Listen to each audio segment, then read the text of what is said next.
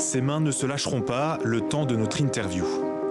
Monique et Léa mènent ce combat ensemble, avec Simone, Noël et aussi Marie-Josée, coincée en France à cause du confinement.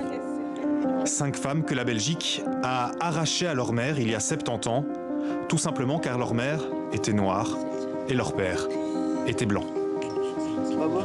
C'était les enfants du péché. Parce que l'union entre le blanc et le noir, c'est un péché. Donc nous étions les enfants du péché, donc on était mal vus. Voilà. Des enfants métis placés très jeunes et sans explication dans des couvents, cachés de tous. À l'indépendance, certains enfants sont envoyés en Belgique et d'autres sont laissés là, seuls.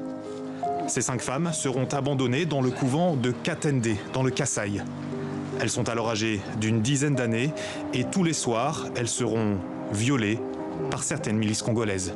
Les milices qu'on est venues nous donner pour nous garder, on était restés là-bas maintenant pour leur fiesta. Chaque soir, on devrait faire le film. On nous enlève les bougies, on nous ouvre les jambes, on nous met les bougies dans les jambes. Et c'était comme ça, on n'en pouvait plus.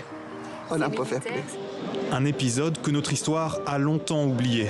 Il aura fallu attendre avril 2019 pour des excuses officielles. Au nom du gouvernement fédéral belge, je présente mes excuses aux métis issus de la colonisation belge et à leurs familles pour les injustices et les souffrances qu'ils ont subies. Ce discours, les métis l'avaient bien sûr écouté avec attention. Mais pour ces femmes, s'excuser ne suffit pas. Quand par exemple tu commets un crime, on t'arrête, non? Pourquoi? Parce que tu dois réparer ce que tu as fait. Et là aussi c'est un crime. Et il faut réparer. Ce n'est pas que tu commets un crime, tu viens, tu dis pardon. Non, ce n'est pas comme ça. Ce dossier contre la Belgique sera porté par cette avocate qui nous explique ce que ses clientes demandent.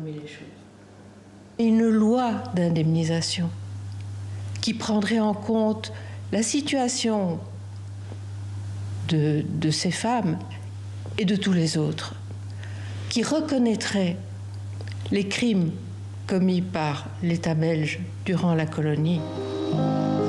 À cela s'ajoutent 50 000 € chacune, ainsi que la désignation d'un expert pour évaluer le préjudice moral.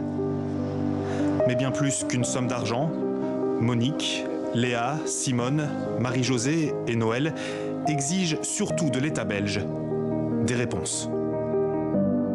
Pourquoi ils nous ont laissé tomber? On savait que c'était nous, on sait que nous sommes les enfants des Belges, de l'État belge. Mais l'État belge n'a pas voulu de nous.